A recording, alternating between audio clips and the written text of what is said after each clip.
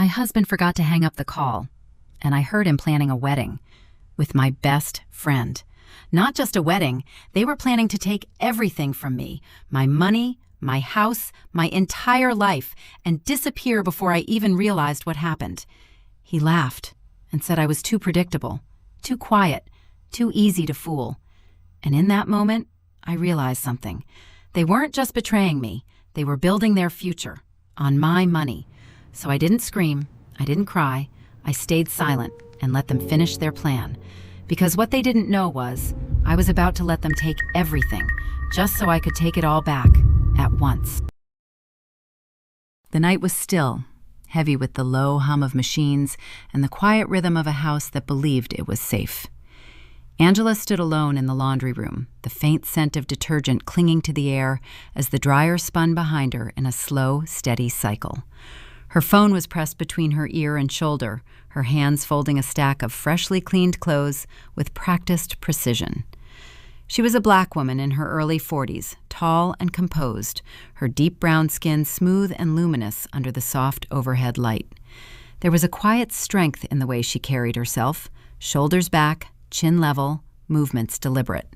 Her natural hair was pulled into a neat low bun, revealing a face defined by calm eyes and a restraint that had been learned, not given. Angela had not always been this controlled. Years of navigating disappointment, of choosing silence over chaos, had shaped her into someone who understood that reacting too quickly often meant losing everything. Her husband had called just minutes earlier. "I'll be late," Julian had said. "Business meeting." She had simply replied, "Okay." That was how their conversations usually went, short, predictable, efficient. But now, something lingered on the line. At first, it was nothing more than background noise.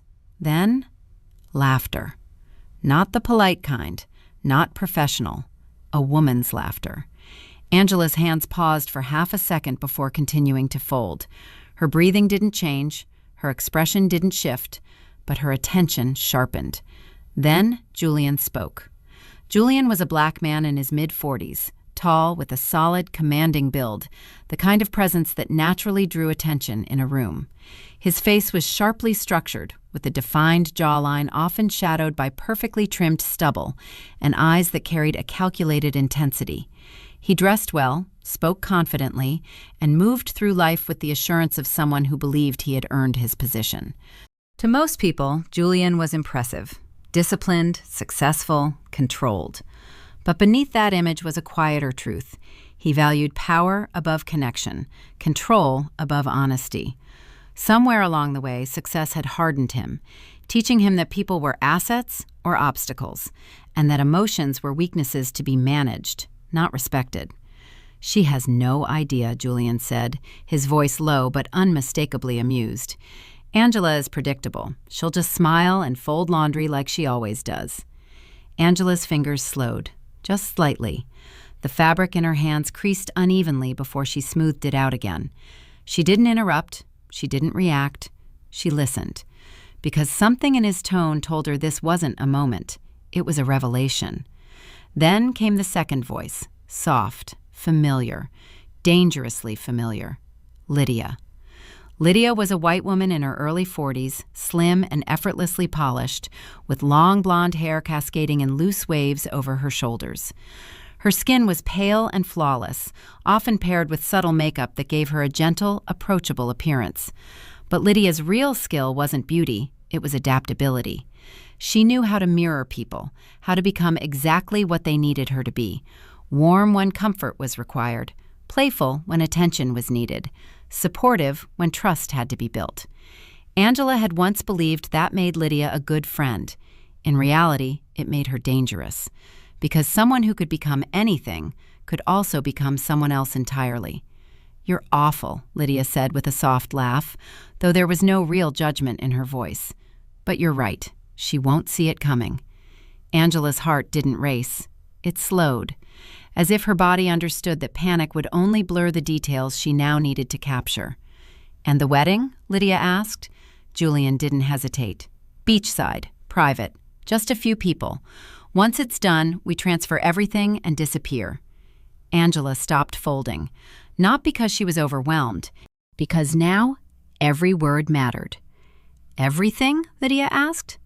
Julian chuckled.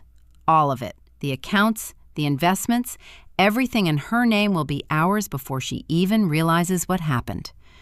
Angela closed her eyes for a brief moment, not to escape, to focus, because in that instant something became painfully clear.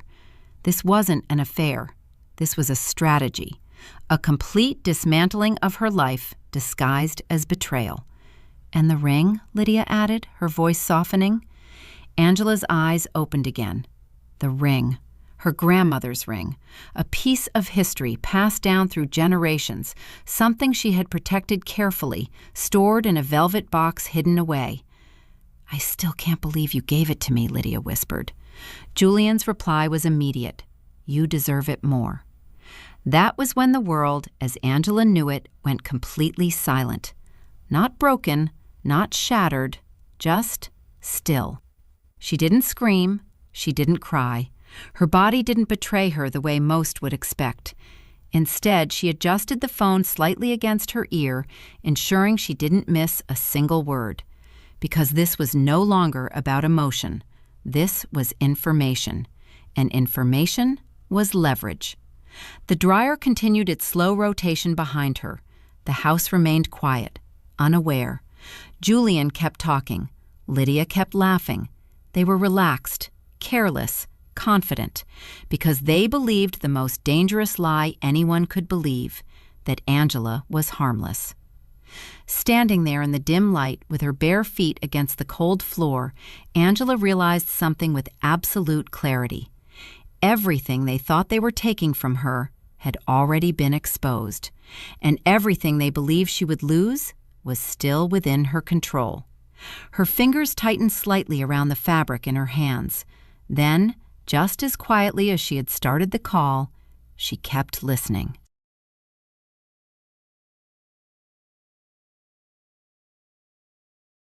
Julian kissed her like nothing had happened. And that was the moment Angela knew he thought he had already won.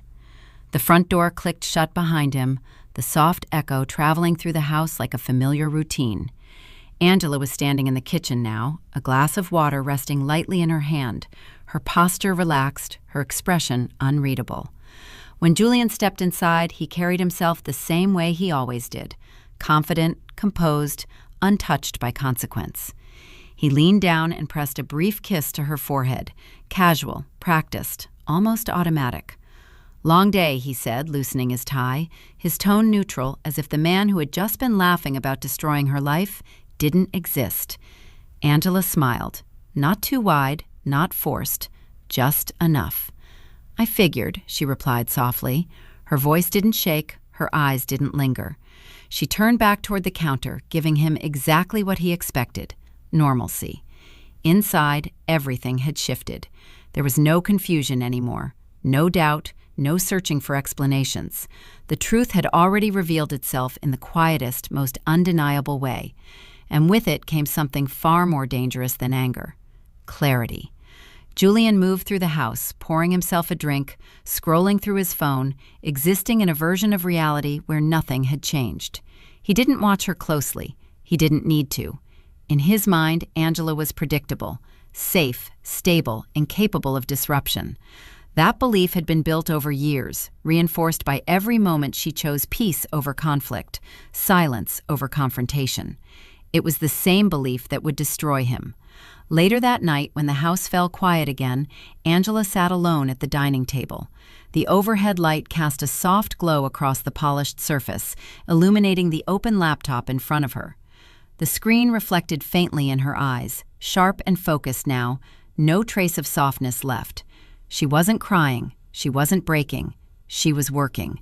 Her fingers moved across the keyboard with deliberate precision as she began documenting everything she had heard. Not in fragments, not emotionally, systematically. Beachside wedding, private guest list, full financial transfer. Timeline, immediate. Every detail was placed exactly where it belonged, structured in a way that transformed chaos into something usable, something actionable. She paused only once, her fingers hovering above the keys as a memory surfaced.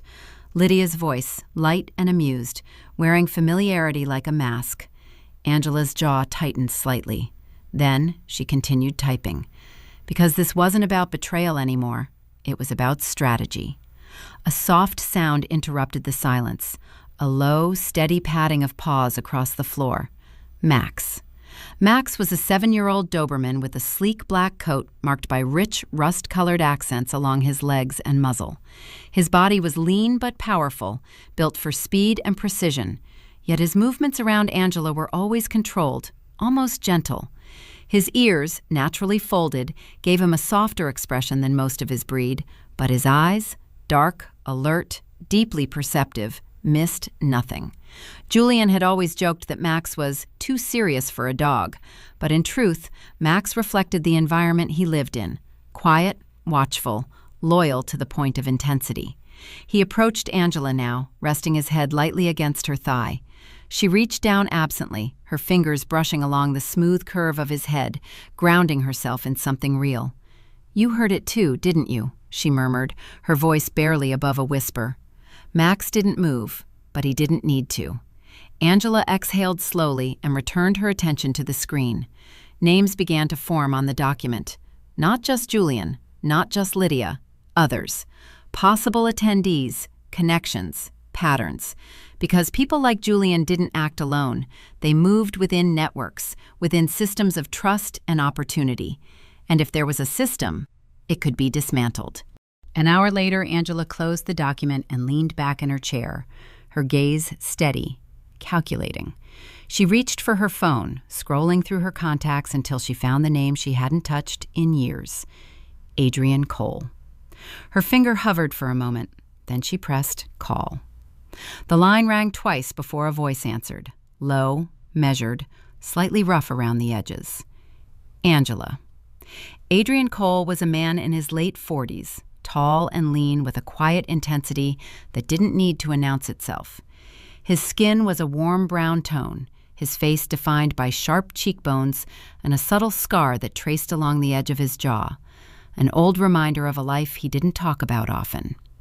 His hair was cut short, flecked with early gray, and his eyes carried a weight that came from years of seeing things most people avoided. Adrian had once been a high-profile financial attorney, known for dismantling complex fraud cases with surgical precision. But after a case that had cost him more than just his reputation, something personal, something that left a permanent shift in the way he viewed trust, he had stepped away from the spotlight, choosing to work quietly, selectively. He didn't take calls like this lightly. "I need your help," Angela said. There was no hesitation in her voice. No emotion, just intent. A brief silence followed on the other end. Then Adrian spoke again, slower this time. "What kind of situation are we dealing with?" Angela glanced at the laptop screen, at the neatly organized details, at the shape of the plan beginning to form. "Something controlled," she replied. "For now." Another pause. Adrian understood what that meant. "Send me everything you have," he said. "And Angela?" She waited. "If you're calling me, then you already know this isn't small." Angela's gaze didn't waver. "I know," she said. The call ended. The house remained quiet. Upstairs, Julian slept, unaware that the version of reality he trusted had already begun to collapse. Angela closed her laptop slowly, her fingers resting on the edge for just a moment longer. She didn't feel rushed. She didn't feel overwhelmed. Because for the first time since the call, she wasn't reacting. She was preparing. And preparation was power. She wasn't silent because she was hurt. She was silent because she was building something they would never see coming. Julian believed he owned everything. And that belief was the first thing Angela decided to take from him. Morning light slid across the bedroom walls, soft and warm, the kind of light that made everything feel ordinary. Julian stood in front of the mirror adjusting his cufflinks, his reflection sharp and controlled, every detail intentional. He looked like a man in charge, tailored suit, clean lines, a presence that filled space without asking permission. To anyone watching, he was success personified. To Angela, standing quietly behind him, he looked exactly like what he was, comfortable in an illusion. "You're up early," he said casually, catching her reflection in the mirror. His tone carried mild surprise but no suspicion. Angela leaned lightly against the doorframe, arms relaxed, her expression neutral. "Couldn't sleep," she replied. He nodded once, already distracted, already moving on. Because in Julian's world, Angela didn't require attention. She required maintenance, predictability, silence. That assumption was about to cost him everything. After he left, the house settled into its usual quiet. Angela didn't waste time. She moved with a calm efficiency that came from clarity, not urgency. The laptop was already open on the dining table, yesterday's document expanded, refined. Every piece of information she had gathered was no longer just a record. It was a structure, a system forming around him. She opened a second file, financial pathways, accounts, movement patterns. Angela wasn't guessing anymore. She was mapping. Her phone buzzed once. A message from Adrian. "Check your email." Angela opened it immediately. Attached were documents, layered, detailed, precise. Adrian had already begun pulling records, tracing connections that Julian thought were invisible. Bank statements, flagged transfers, linked accounts hidden under secondary entities. What looked like independence on the surface was, in reality, deeply interconnected. And that was Julian's first mistake. He thought separation meant safety. It didn't. It meant exposure. Angela leaned forward slightly, her eyes scanning every line. She wasn't overwhelmed by the complexity. If anything, it steadied her, because complexity meant weakness. It meant there were multiple points of failure, and she only needed one. Another name appeared in the file, Marcus Reed. Angela paused. Marcus was a man in his early 50s, tall and broad, with a heavy frame that suggested strength but carried a quiet fatigue beneath it. His skin was deep brown, his hair cut short but graying at the temples, and his beard, thick, slightly uneven, gave him a rugged, unpolished presence. He had once been a financial advisor known for his sharp instincts and ability to navigate high-risk investments. But a scandal years ago, one that had cost him clients, credibility, and nearly everything he had built, had forced him into the shadows. Since then, Marcus operated quietly, selectively, working behind the scenes for clients who valued discretion over reputation. Julian trusted him. That was his second mistake. Angela scrolled further. Transactions routed through Marcus, recommendations made under his guidance, hidden structures designed to protect assets. Except they weren't protecting Julian. They were exposing him. Because Marcus, unlike Julian, understood something fundamental. Nothing stays hidden forever. Angela picked up her phone again and dialed Adrian. He answered immediately. "You saw it," he said. "Yes," Angela replied. "Marcus Reed." A brief pause.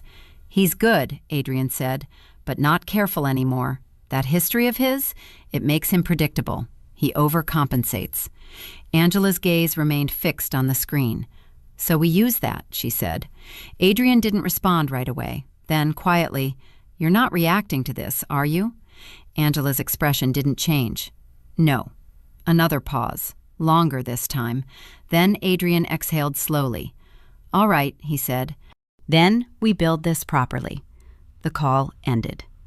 Angela leaned back slightly, letting the silence settle around her again. Max shifted at her feet, his presence steady, grounding. She reached down briefly, her fingers brushing against his head, before returning to the keyboard. She opened a new section. Control points. Accounts, monitored. Transactions, interceptable. Legal leverage, pending. Every move Julian thought he could make was now visible before he made it. Hours passed without interruption.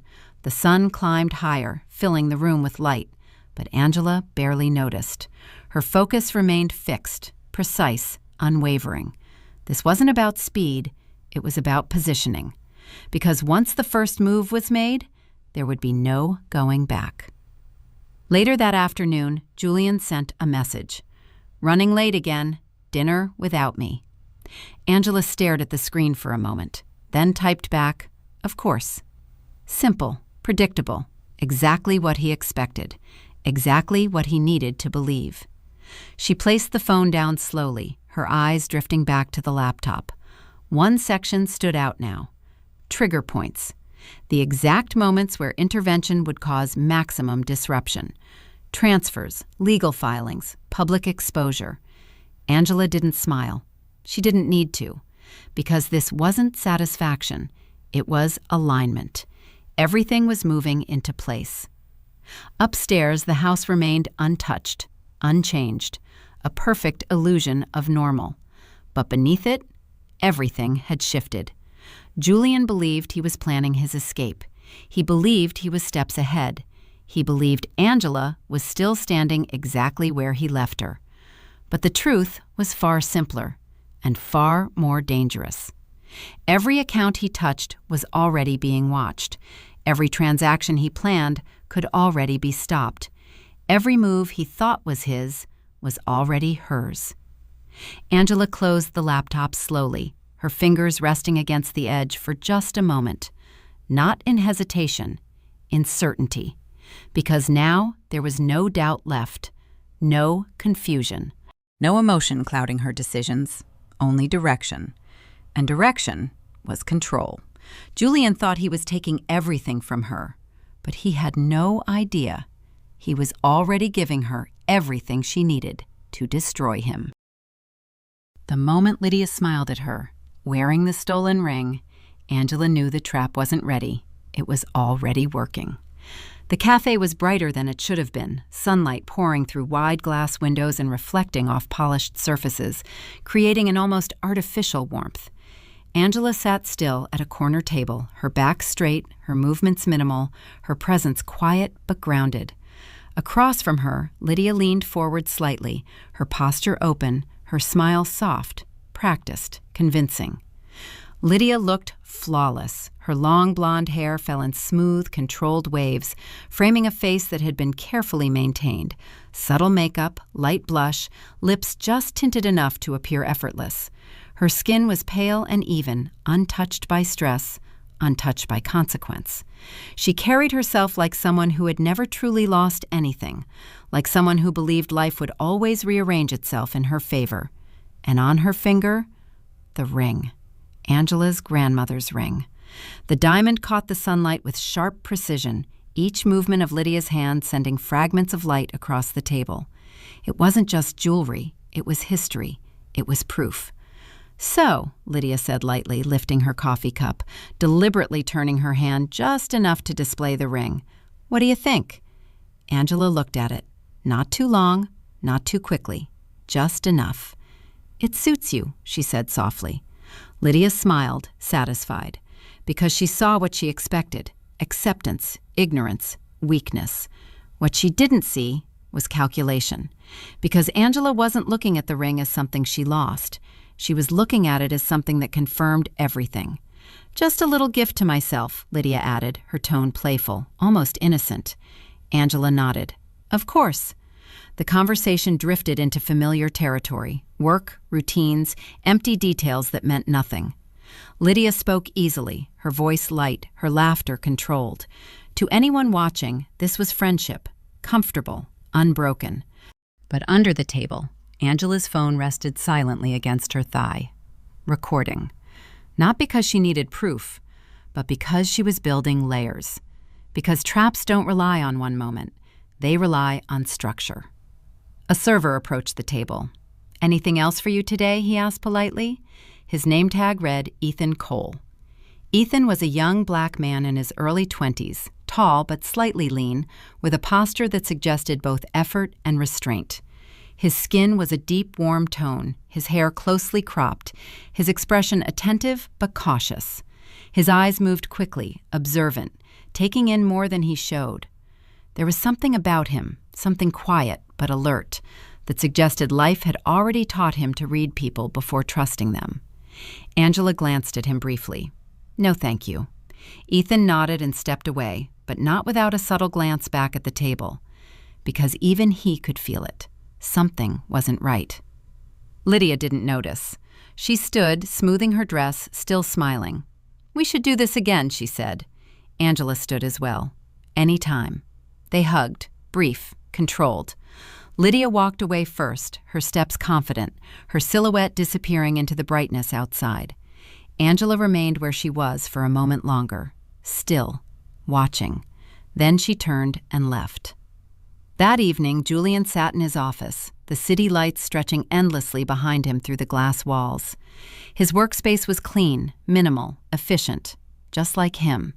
He rolled his shoulders once, loosening the tension, before turning back to his laptop. This was the moment, the first transfer, large enough to matter, small enough not to raise suspicion. His fingers moved with certainty. Click, processing. For a second, everything felt normal. Then, transaction failed. Julian frowned. He leaned forward slightly, his jaw tightening, his fingers already moving again. Adjust, retry. Click, processing. Transaction failed. Silence. Not external, internal. Julian stared at the screen, his mind working through explanations. System delay, verification error, temporary hold. Nothing serious, nothing permanent, because in his world, systems didn't stop him. He reached for his phone, dialing quickly. "Check the account," he said, his voice controlled but edged. "I'm getting a transfer failure." On the other end, a pause, then a response. Careful, measured. Julian's expression shifted slightly. "What do you mean flagged?" he asked. Another pause. His fingers stopped moving. "For what?" he pressed. The answer didn't come immediately, and that delay, that hesitation, that was new. Julian ended the call slowly, placing the phone down with more force than necessary. He stared at the screen again. This wasn't a glitch, but he wasn't ready to accept that yet, because pride doesn't accept obstacles. It challenges them. Across the city, Angela sat at her dining table, the laptop open, the screen reflecting faintly in her eyes. The system had updated, exactly as expected. First attempt, blocked. Second attempt, blocked. She didn't smile, didn't react, because this wasn't victory. This was confirmation. Everything was working. Max lay at her feet, still and watchful, his presence steady as always. Angela reached down briefly, her fingers brushing along his head before returning to the keyboard. A new section appeared on the screen, behavior response. Because now, it wasn't about what Julian planned, it was about how he would react. And reactions were predictable. Angela leaned back slightly, her gaze steady, her breathing calm. Julian would try again, push harder, dig deeper, because he believed resistance was temporary. And that belief was exactly what she needed. She closed the laptop slowly, her reflection darkening in the screen. Calm, unmoved, certain. Julian thought the system failed him, but the truth was, the system had already chosen her. Angela didn't walk into that church to stop the wedding. She walked in to make sure it happened exactly the way she planned. The ocean air moved slowly through the open doors, carrying the distant sound of waves into the small white church. Inside, everything looked perfect. Flowers arranged with precision, soft music echoing through wooden beams, guests seated in quiet anticipation. It was the kind of setting designed to make people believe in beginnings. But this wasn't a beginning. This was a setup. Julian stood at the altar, shoulders squared, chin slightly lifted, the faintest trace of a smile resting on his lips. He looked like a man in control, his suit flawless, his posture steady, his expression composed. But beneath that surface, something had already started to crack. The failed transactions from earlier still lingered in the back of his mind, unresolved, irritating. He had dismissed them as temporary. He shouldn't have. Beside him stood Lydia, and for the first time, she didn't look completely certain. Lydia's fingers tightened slightly around her bouquet, the diamond on her hand catching the light in sharp flashes. Her posture remained elegant, her movements controlled, but her eyes kept shifting. Not enough for anyone else to notice, but enough, because something inside her had started to sense it. That subtle, instinctive awareness that things were no longer unfolding the way they were supposed to. She couldn't explain it, but she felt it. Near the front row stood a man who didn't belong to the celebration, Marcus Reed. Marcus was a black man in his early 50s, tall and broad with a heavy, grounded presence. His skin was dark and weathered, his beard thick but uneven, his expression permanently edged with caution. His eyes were sharp, too sharp for a guest, constantly scanning, measuring, calculating. Years ago, Marcus had been a respected financial strategist, known for building systems that protected wealth from exposure. But one mistake, one case that spiraled beyond control, had cost him everything. Since then, he had learned a single rule: nothing stays hidden forever. And right now, he knew something was wrong. Marcus glanced at Julian, then at Lydia, then toward the door, because tension doesn't need to be loud to be felt, and this room was holding too much of it. Pastor Elijah stepped forward, his voice steady, his tone practiced, guiding the ceremony toward its inevitable moment. "Is there anyone here who objects to this union?" Silence. Complete, still. For half a second, everything held. Then, the door opened. Angela stepped inside. She didn't rush, didn't hesitate. She walked slowly, deliberately, her black dress flowing with each step, her presence cutting through the room without force. Her posture was straight, her face calm, her eyes fixed, not on Lydia, on Julian. And that was when it happened. Julian's smile disappeared, not gradually, immediately, because this wasn't part of the plan. His jaw tightened, his body stiffening slightly as his mind tried to catch up. How is she here, he thought. Lydia's breath hitched, just once, but it was enough, because now she knew something was wrong. Angela stopped halfway down the aisle, not speaking, not reacting, just present. And then she reached into her bag, slowly, deliberately. Every eye followed the movement. Julian's pulse shifted, faster now, uncontrolled. "Angela," he started, his voice lower than before, uncertain. She didn't answer. Instead, she pulled out her phone and looked at him. Not angry, not hurt, just certain. Then she tapped the screen. At the same moment, Marcus's phone buzzed. He looked down instinctively. A notification, a file, sent from Angela. His eyes narrowed, because he understood immediately. This wasn't interruption. This was execution. Across the room, Julian's phone buzzed. Then again, then again. Guests began checking theirs. Confusion spread quietly like a ripple moving through still water. Lydia turned toward Julian. "What is that?" she whispered. But Julian didn't answer, because his screen had just lit up. Account status update. Access restricted. Pending legal review. His stomach dropped. For the first time, he didn't understand what was happening, and that was the moment control left him. Lydia's hand trembled now, her fingers tightening around his arm. "Julian," she said again, her voice no longer steady. Angela took one step forward, just one, enough. Then she spoke, her voice calm, clear, unshaken. "I'm not here to stop this." The room froze, every eye on her, every breath held. Angela's gaze didn't leave Julian. "I'm here," she continued softly, "to make sure you finish what you started." Silence, heavy, unforgiving, because now everyone understood. This wasn't chaos. This was design. Julian stepped back slightly, his control slipping, his confidence breaking at the edges. "What did you do?" he asked. Angela didn't answer. She didn't need to, because the system already had. Because every account he touched, every move he planned, every step he believed was his, was already gone. Marcus lowered his phone slowly, his expression shifting into something almost impressed, because now he saw it clearly. This wasn't reaction. This was architecture. Angela had built this long before she walked through that door.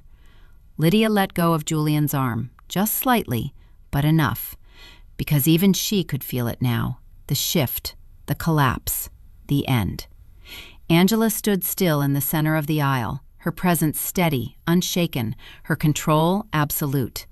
He thought he was getting married.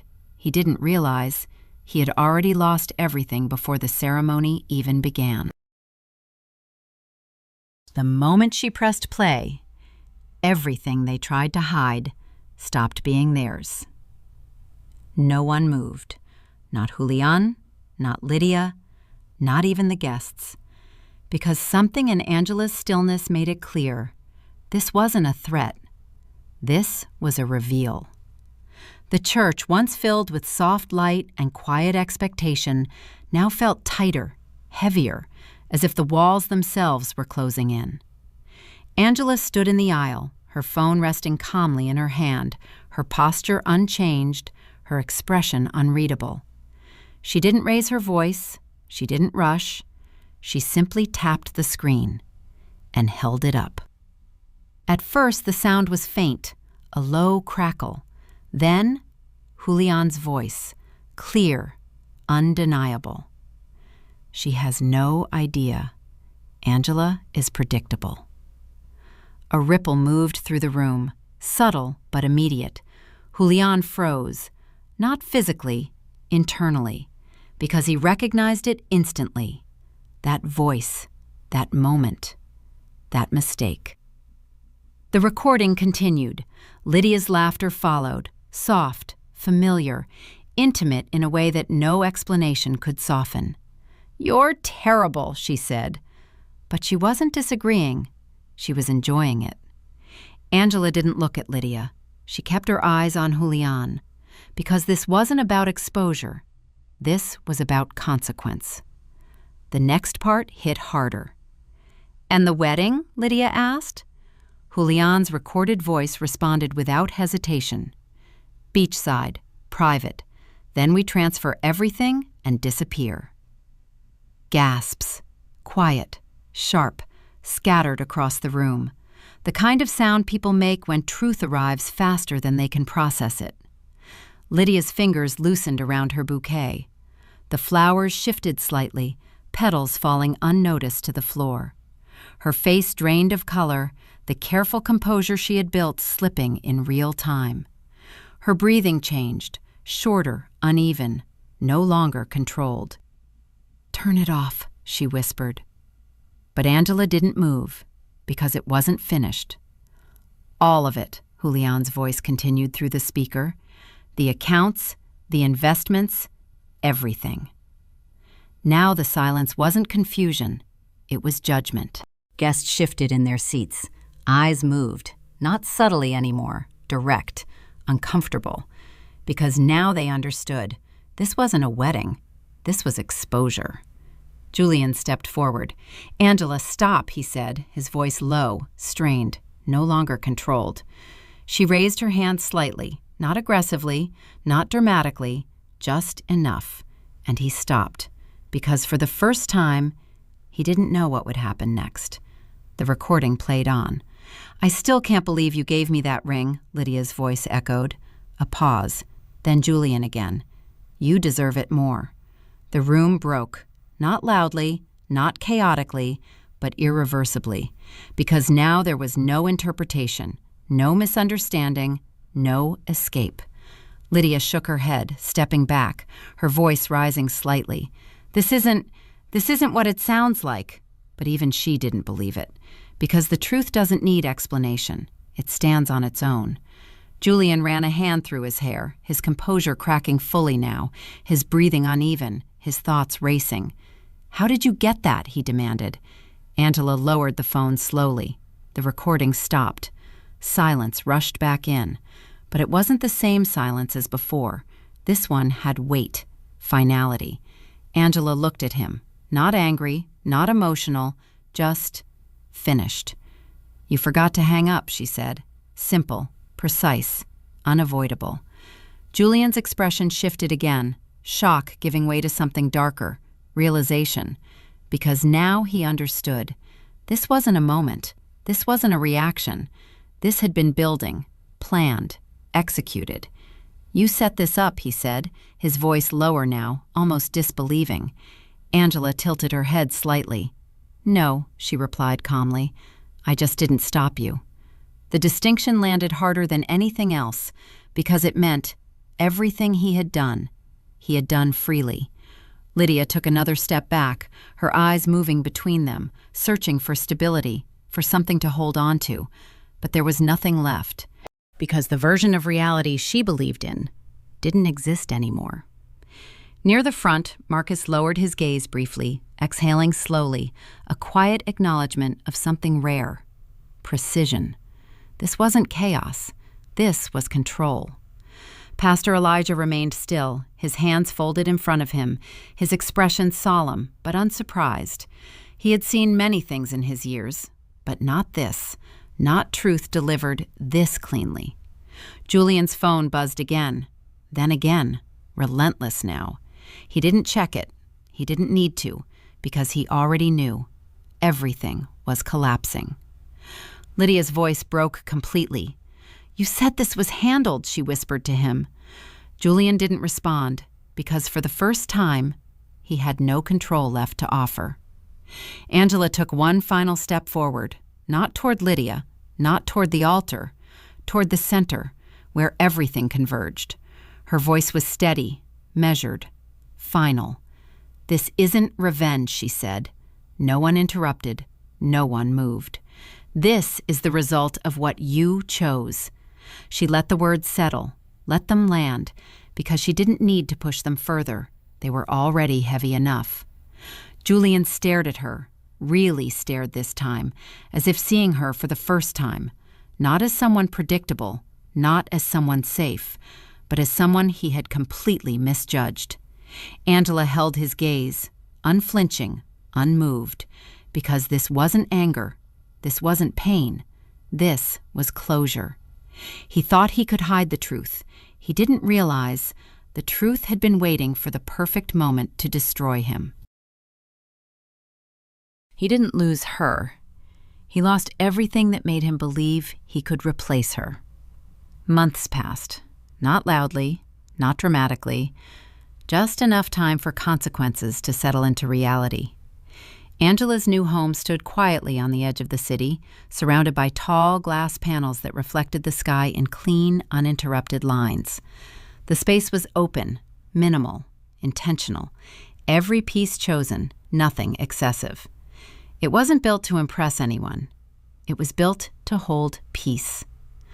Morning light poured into the living room, stretching across the wooden floors in soft gold patterns. Angela sat near the window, one leg crossed over the other, a cup of coffee resting calmly in her hand. Her posture remained the same, steady, composed, unchanged. But something about her had shifted, not in appearance, in presence. There was no longer tension beneath her stillness, no guarded restraint, only clarity. Max lay beside her, older now by a few quiet months, his movements slower but still precise, his watchful eyes softening slightly in the calm of this new space. His black coat caught the sunlight in subtle reflections, his breathing steady, relaxed, no longer mirroring tension, but peace. Angela reached down briefly, brushing her fingers along his head. Then her phone rang. She didn't look at it immediately. She already knew who it was. The name confirmed it. Julian. She let it ring once, twice, then answered. "Angela?" His voice came through, and it was unrecognizable. Gone was the control. Gone was the certainty. What remained was something raw, unstable. Julian sounded older, not in years, but in weight. His voice trembled slightly, as if every word had to push through something heavier than pride. There was a roughness there now, an uneven edge that hadn't existed before. "Can we talk?" he asked. Angela didn't respond right away. Not because she was thinking, because she didn't need to. "We are talking," she said calmly. Silence followed, long enough to reveal something he wasn't saying. Then he exhaled. I lost everything." The words came out slowly, like he was hearing them for the first time himself. Angela didn't react. She had already known. Because everything that happened to Julian wasn't sudden, it was inevitable. The accounts had been locked, the investigations had moved forward, the connections he relied on had distanced themselves, quietly, efficiently, the way people do when association becomes risk. His reputation, once sharp and reliable, had blurred, then fractured, then disappeared. "What happened?" she asked, her tone neutral, not curious, not sympathetic, just direct. Julian let out a short, broken laugh. "You know what happened," he said. And she did. But this wasn't about information. It was about acknowledgement. "My accounts are gone," he continued. "The house, everything's been taken. I can't even access—" He stopped, because saying it out loud made it real. Angela looked out the window, her gaze steady on the skyline. The same city, different life. "And Lydia?" she asked. The question landed harder than anything else, because it wasn't about money. It was about truth. Julian didn't answer immediately. When he did, his voice was quieter. "She left." Of course she did.